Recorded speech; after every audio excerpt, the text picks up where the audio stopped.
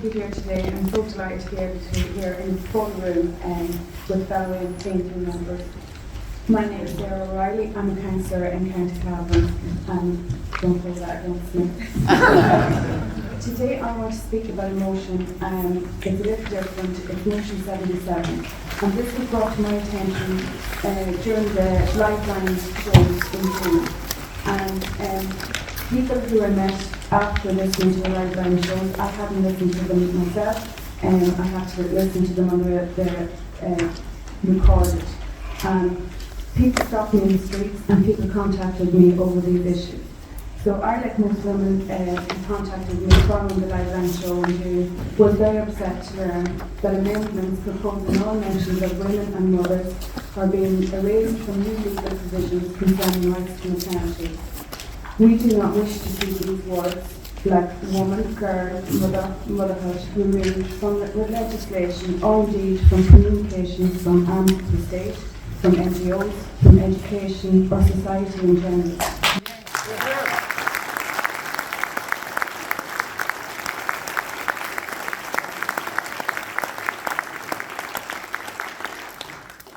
I think it would be foolish to mistake or underestimate the depth of freedom that there is, especially among women, on this issue. I have discussed this with other people, mainly politicians, and whilst most agree with my view, none of them want to address it.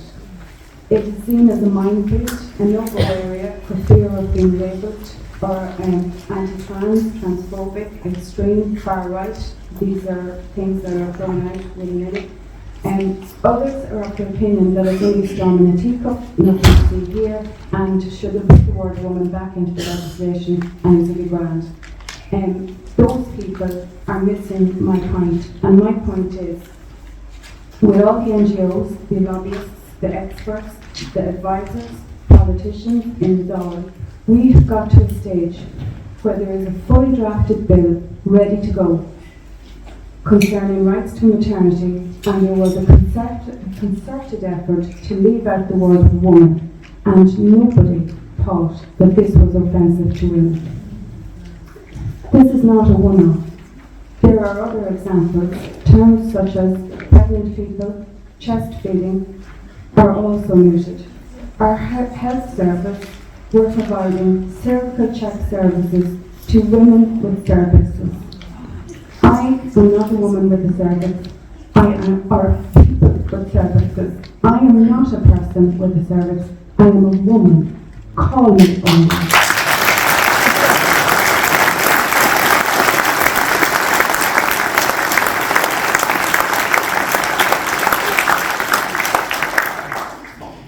My right to be called a woman, or to be referred to as female, is important to me. And I am proud of the fact that I am a woman. I am proud to be a mother. I am proud that I will hopefully be a grandmother in the new year. And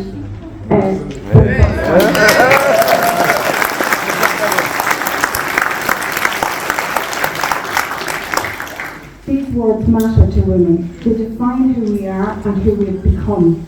I agree with those women who contacted me. We feel it is dehumanising and would remove an important part of our identity if these words were removed. Women have fought too hard and for too long to allow our rights to be taken away from us, for fear of offending others, however misguided in the name of inclusion. Like most politicians, I hesitate when it comes to a debate that involves transgender people. I believe transgender people or anyone struggling with gender-related issues deserve full protection from discrimination, and we as a society must always be sensitive and respectful towards them.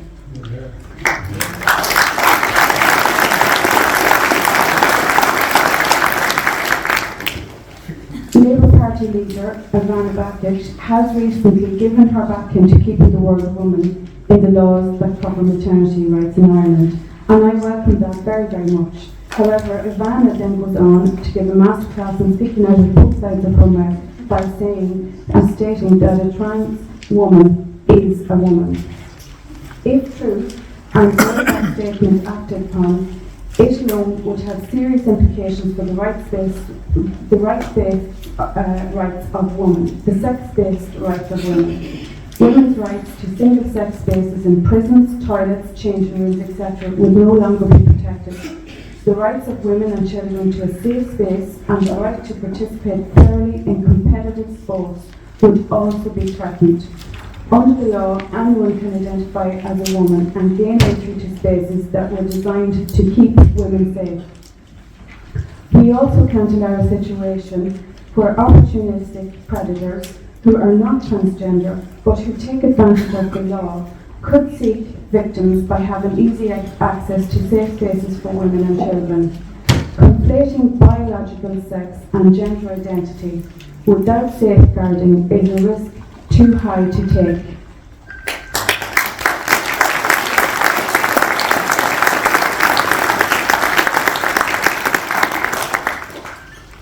We have a duty to protect women's spaces. 98.8% of sex offenders are male, and 80% of victims of sexual offences are female. They are the facts, and we have a duty to prevent these figures from increasing. My position is, a woman is a woman, and a trans woman is a trans woman. I believe we have to be honest and factual and use common sense in defending women's sex-based rights against the threat posed by gender identity ideology. I understand and I respect that some people may wish me to address them by their preferred gender, and that's not a problem for me. In fact, it's not a problem for most of the people that I know. I believe some representative bodies, both transgender people and of women, have let both sides down on this issue. The escalation of this debate was bound to happen, and it has led to much distress for women and much unwarranted attention being focused particularly on the vulnerable people, not just within the trans community, but others who identify by gender.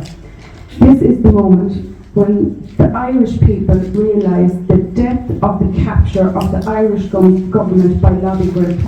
Our government must also show the responsibility for this issue, rushing legislation in order to be as populist as possible. Shutting down debate and genuine questioning is not good for democracy.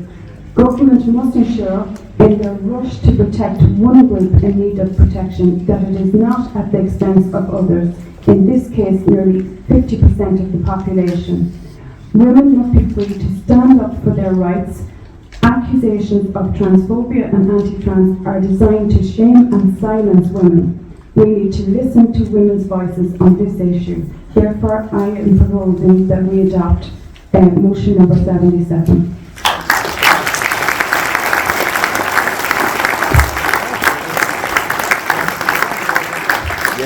Thank you, Councillor O'Reilly.